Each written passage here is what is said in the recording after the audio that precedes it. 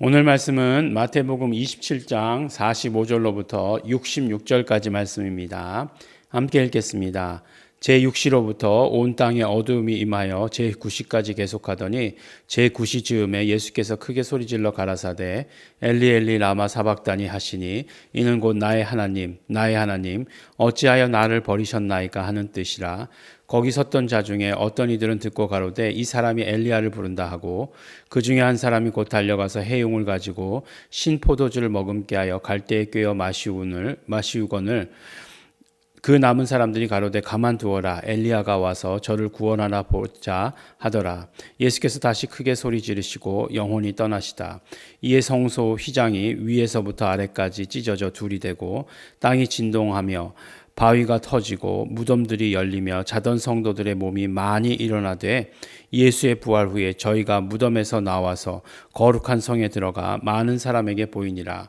백부장과 및 함께 예수를 지키던 자들이 지진과 그 되는 일을 보고 심히 두려워하여 가로되 이는 진실로 하나님의 아들이었도다 하더라. 예수를 섬기며 갈릴리에서부터 쫓아온 많은 여자가 거기 있어 멀리서 바라보고 있으니 그 중에 막달라 마리아와 또 야고보와 요셉의 어머니 마리아와 또 세베대의 아들들의 어머니도 있더라. 저물었을 때에 아리마대 부자 요셉이라 하는 사람이 왔으니 그도 예수의 제자라.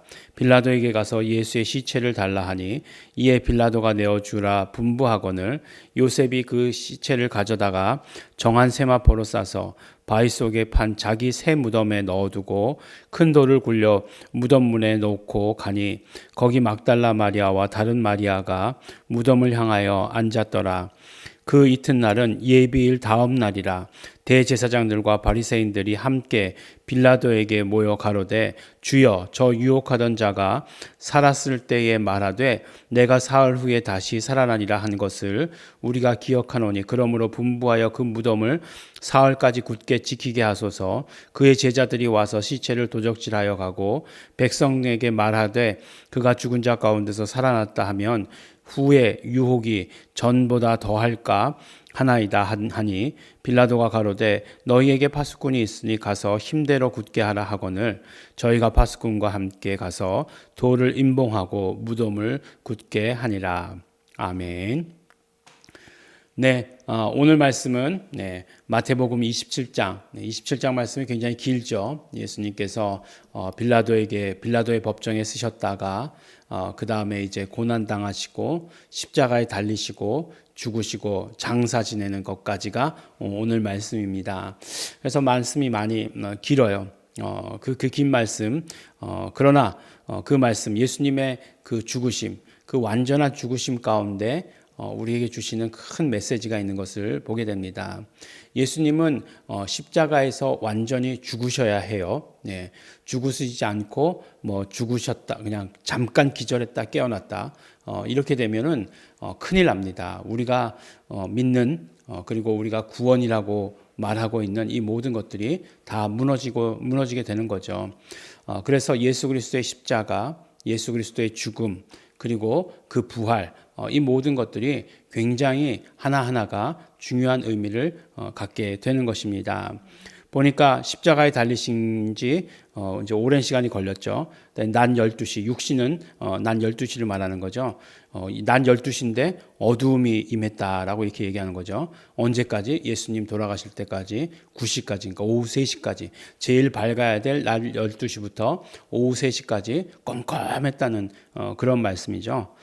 그때 마지막에 예수님께서 뭐라고 말씀하시냐면 엘리 엘리 라마 사박다니 뭐라고 말씀하시죠? 그 뜻이 나의 하나님 나의 하나님 어찌하여 나를 버리셨나이까 라고 이렇게 말씀하는 거죠. 예수님께서 아람어로 말씀하셨을 테니까 그 아람어를 번역하면 엘리 엘리, 그러니까 번역이 아니죠. 그대로 쓴 거죠. 그리고 그것을 번역하면 나의 하나님 어찌하여 나를 버리셨나이까 라고 하는 그런 말씀이다 라고 이렇게 말씀하고 있죠. 근데 이제 우리가 이제 예수님의 그 기도에서 이미 보았듯이 예수님께서 이 잔을 내게서 떠나게 하옵소서라고 했을 때 정말로 그것을 원했던 것이냐 아니라고 하는 것을 우리가 말씀 가운데 나누지 않았습니까? 어떻게 하나님 그러실 수 있습니까? 정말 그 어떤 하나님의 뜻을 이루시기 위해서 독생자를 버리시다니요 라고 하는 그런 어떤 한탄, 그런 하나님 마음의 안타까움, 그 마음, 그것들을 표현한 것이다 라고 이렇게 말씀할 수 있는데, 마지막 돌아가실 때 하신 말씀도 마찬가지죠.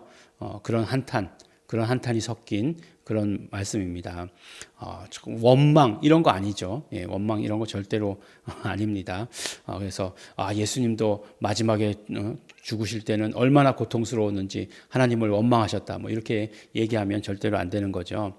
그러니까 보니까 뭐 그 말씀 하시는 거를 뭐 밑에서는 제대로 알아듣지 못한 거죠. 그래서 뭐 엘리야를 부른다. 그래서 어떤 사람이 가서 해용을 가지고 신포도주를 머금게 하여 갈대에 꿰어 마시고는, 이건 이제 그때 당시에 그 마취제 같은 그런 역할을 하는 거예요. 그러니까 고통이 심해서 그 고통 때문에 그 소리 지르니까 그러니까 마취제를 이렇게 줘가지고 그걸 이제 고통을 잊게 하려고 하는 그런 것들입니다. 근데 이제 실제로 뭐 이렇게 그 십자가형이라고 하는 것이 몸에서 체내에서 체액이 다 빠져나가는 거잖아요. 서서히. 그렇기 때문에 서서히 그 체액이 빠져나갈 때는 뭐 두통이 어마어마하게 심하다고 그럽니다. 머리가 뭐 깨질 것 같이. 그렇기 때문에 뭐 소리 지르는 사람들도 있었다라고 이렇게 얘기하는데, 예수님은 그러신 건 아니죠. 근데 이제 남은 사람들 또 잔인하게 또 그것도 못하게 하죠. 엘리야가 와서 저를 구원하나 보자.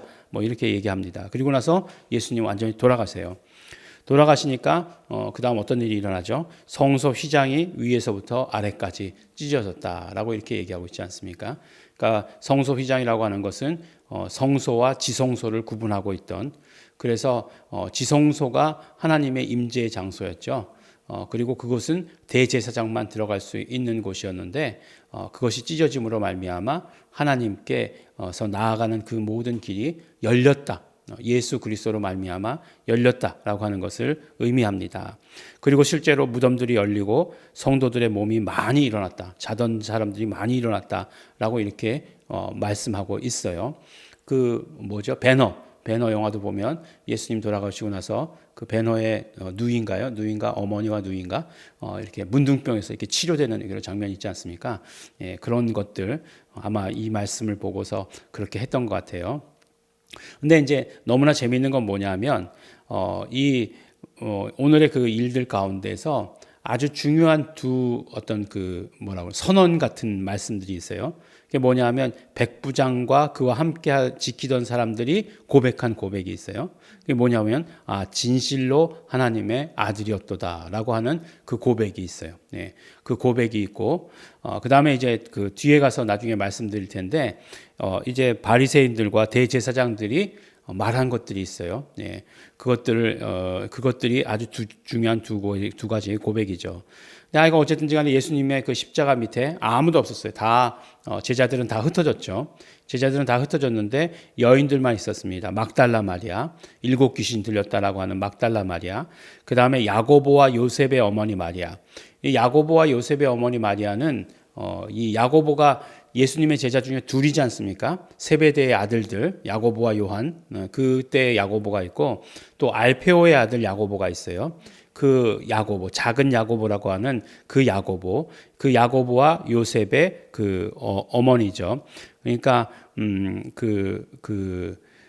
작은 야고보의 어머니. 그러니까 또 남편이 누구라고 얘기하고 있죠? 글로바의 아내라고 나오는 그 성경에 이렇게 글로바의 아내 마리아. 그 엠마오로 가는 두 제자 중에 하나였던 그 글로바라고 하는 그 사람의 아내 마리아다라고 하는 것을 우리가 알 수 있습니다. 그래서 그 세베대의 아들들의 어머니는 세베대의 와이프겠죠. 그러니까 야고보와 요한의 어머니 살로메죠. 이름이 살로메라고 하는 그 3명의 여인이 나온다라고 하는 것을 보게 되죠. 그리고 장사는 누가 지내느냐?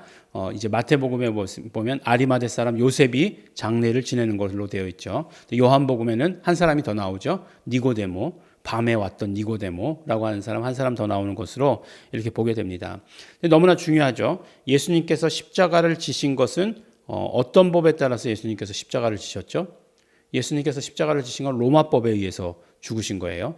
로마법에 의해서 죽으시고, 그 다음에 예수님의 장례는 어떤 법에 의해서 드린 거죠?